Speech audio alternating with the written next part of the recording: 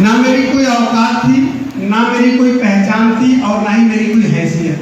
IMC के पहले बहुत ठोकर खाने के बाद फिर मैं इस प्रयागराज में आया 2012 में। 2011 के लास्ट में मैं इस प्रयागराज में आया और मैंने अपने जीवन की शुरुआत इलाहाबाद में प्रयागराज में किया है, और वो प्राइवेट नौकरी। मैं प्राइवेट जॉब करता था आईएमसी से पहले, आईएमसी में आने से पहले, जहां मैं 30 दिन काम करता था। कितने दिन? 30 दिन में काम करता था। महीने के 14 से 15 घंटे में काम करता था, रोज के 14 से 15 घंटे काम करता था, महीने के 30 दिन में काम करता था। मेरे हाथ में 8,000 रुपये सैलरी लगती है। वो 8,000 रुपये लेकर के मैं अपने घर आता था। उस समय मेरे परिवार में मेरी एक पत्नी, यहाँ हंस रहे,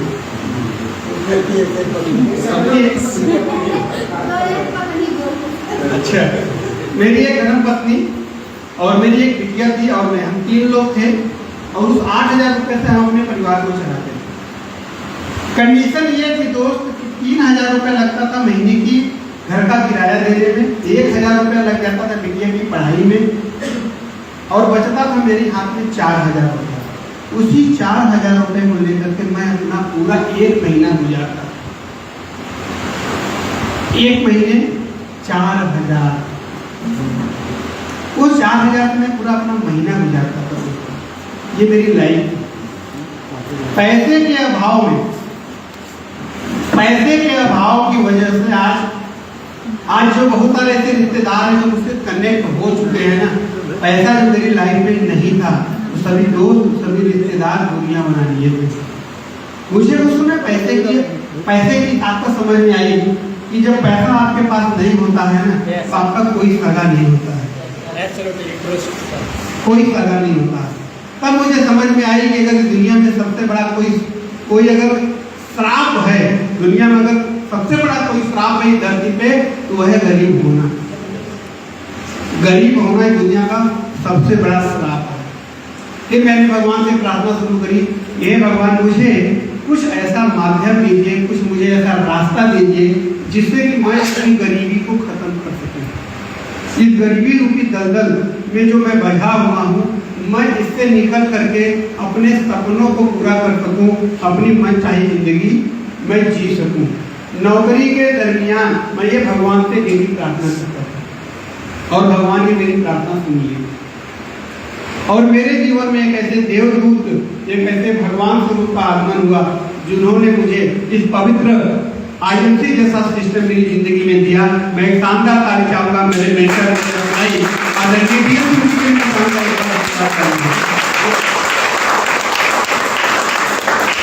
एक भगवान का भेजा हुआ स्वरूप बनकर के मेरी जिंदगी में डीएम सर आए, और उन्होंने मुझे आईएमसी बिजनेस के बारे में बताया। दोस्तों, जब उन्होंने मुझे पहली बार आईएमसी बिजनेस के बारे में बताया, इस राजेश ने उसको समझा नहीं। पहली बार में न समझने का रीजन क्या था, मैं आपको इसको शेयर कर चाहता हूँ। न समझने का रीजन ये था कि हम जिस समाज में रहते हैं, उस समाज में हमारे आसपास में बहुत सारे पढ़े लिखे लोग होते हैं। यस सर, पढ़े लिखे लोग होते हैं, कुछ वेल टैलेंटेड लोग होते हैं, कुछ सक्सेसफुल लोग होते हैं। तो ऐसे लोगों के बीच में मैं रहता था, क्योंकि मेरी जॉब ऐसी जॉब थी मेरी कि मुझे पूरे दिन भर में ऐसे ही लोगों के पास जाना होता था, जिसमें तो कोई वकील था, तो कोई बिजनेसमैन था, तो कोई सीए, कोई तरीके से कोई इंजीनियर, इस तरीके से जॉब प्रोफाइल के और अच्छे प्रोफाइल के लोग के कांटेक्ट में मैं रहता था, जिनकी काम की वजह से, जिस काम को मैं करता था, जहाँ मैं नौकरी करता था। तब आप लोग सोच रहे होंगे राजेश गुप्ता आखिर काम कौन सा करता था। तो मैं आपको कंफ्यूजन को खत्म करना चाहूँगा। मैं वाटर प्यूरिफायर में एक टेक्नीशियन काम करता था। आपके घर में आरओ लगा हुआ है? आरओ लगा हुआ है। आरओ जब आपने लगाया है, तो आपके घर में कोई सर्विस करने के लिए आता है? कितने लोग घर में आरओ लगा, हाथ खड़ा करें। तो क्या आपके घर में कोई टेक्नीशियन आता है जो आरओ की सर्विसिंग करता है? मैं वही काम करता। आरओ कोई आम आदमी नहीं लगाता, जो थोड़ा सा पैसा कमाता था, जो हेल्थ को लेकर के सोचते थे, उसी के घर में आरओ मिलता था। ऐसे लोगों के, पढ़े लिखे लोगों के बीच में मेरा आना जाना था। और ये पढ़े लिखे जो समाज के लोग थे ना, उन्होंने मेरे दिमाग में एक बात बैठा दी थी। क्या बैठा दी थी जानना चाहेंगे? उन्होंने बता दिया था कि राजेश जिंदगी में सब कुछ करना, लेकिन जोड़ने वाला काम मत करना। जोड़ने वाला अगर काम करोगे तो तुम बर्बाद हो जाओगे, तुम्हारी जिंदगी बर्बाद हो जाएगी। और मुझे एग्जाम्पल के तौर पे बताते थे कि मेरा एक दोस्त था, देखो मुझे भी इसी तरीके का काम शुरू किया, 4 साल खूब काम किया, खूब भागा, और 4 साल काम करने का नतीजा ये आया, उसका घर गिर गया, वो बर्बाद हो गया, वो रोड पे आ गया। ऐसे एग्जाम्पल देते थे कि सब कुछ कर लेना लेकिन जोड़ने वाला काम नहीं करना। ये मुझे कौन बताया था? जो वेल एजुकेटेड लोग थे, जिसमें कोई डॉक्टर, कोई इंजीनियर, कोई एडवोकेट, कोई सीए, इस तरीके के लोग थे, उन्होंने मेरे दिमाग में बात बैठा दी थी कि सब कुछ करना, जोड़ने वाला काम मत करना। इसी की वजह से जब पहली बार DN सिंह जी ने मुझे IMC बिजनेस के बारे में बताया, और उन्होंने मुझे बताया कि तुम IMC बिजनेस में जुड़ करके, लोगों को जोड़ करके करोड़पति बन सकते हो और अपनी गरीबी को खत्म कर सकते हो, तो पहले तो मेरे दिमाग में बैठी हुई थी कि सब कुछ कर लेना, जोड़ने वाला काम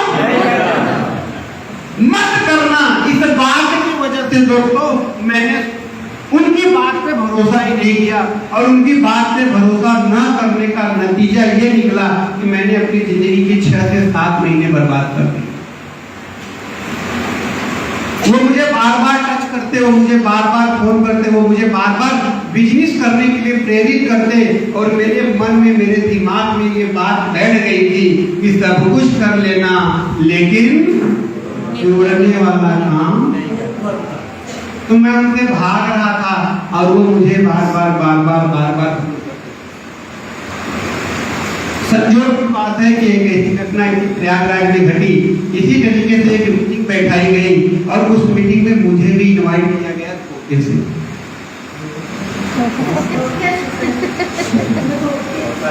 संडे का दिन था, मेरी आने की इच्छा नहीं थी।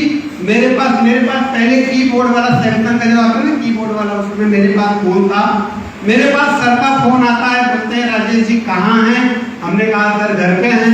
बोले क्या कर रहे हैं? मैं बोला सर आज संडे कुछ नहीं कर रहा हूँ, तो एक काम करिए, आज मीटिंग है, चले आइए। बोले सर मैं नहीं आ पाऊंगा। बोले तुम्हें तुम्हारी बीवी और बच्चों की सौगंध है, आना पड़ेगा। यकीन मानना दोस्त, इस धरती पे अगर भगवान और माँ बाप के बाद अगर मैंने दिल से किसी को चाहा है, अपने बीवी और बच्चों को चाहा। अब सोच करके देखिए, आप जिसको दिल से चाहते हो और उसी की कसम अगर आपको दे दिया जाए, तो क्या ना करने का कोई बहाना बचेगा? इच्छा नहीं थी दोस्त, लेकिन उस मीटिंग में मैं भी इच्छा मार करके आया। हो सकता है आज ऐसे बहुत सारे लोग आज इस मीटिंग में आए होंगे जिनकी खुद की इच्छा नहीं होगी, लेकिन किसी न किसी के दबाव की वजह से, प्रेशर की वजह से आ गए होंगे, गलती से आ गए होंगे कि चलो यार अगर नहीं जाएंगे दोस्त नाराज हो जाएगा, है ना। बार बार IMC करता है, चलो आज IMC की ऐसी बैंड बजा देते हैं कि ये भी IMC छोड़ देगा, हमको कभी IMC के बारे में कहेगा नहीं। बहुत सारे लोग धक्का मार करके इस सिस्टम के अंदर आते हैं। दोस्त मुझे भी इस सिस्टम में आने की इच्छा नहीं थी, लेकिन मुझे भी मीटिंग में, ऐसी मीटिंग के अंदर बुलाया गया, और आप सब लोग तो आज आगे बैठे हैं। जब मैं पहली बार मीटिंग में आया तो पीछे ही बैठा था। अब आपको मालूम है लोग पीछे क्यों बैठते हैं? मालूम है आपको पीछे क्यों बैठते हैं? बस बात समझ में आई तो बैठेंगे, एक से मैं भी बहुत उसी मीटिंग में इसी माइंडसेट के साथ आया था। कहते हैं दुनिया में माइंडसेट सबसे बड़ा पावरफुल है।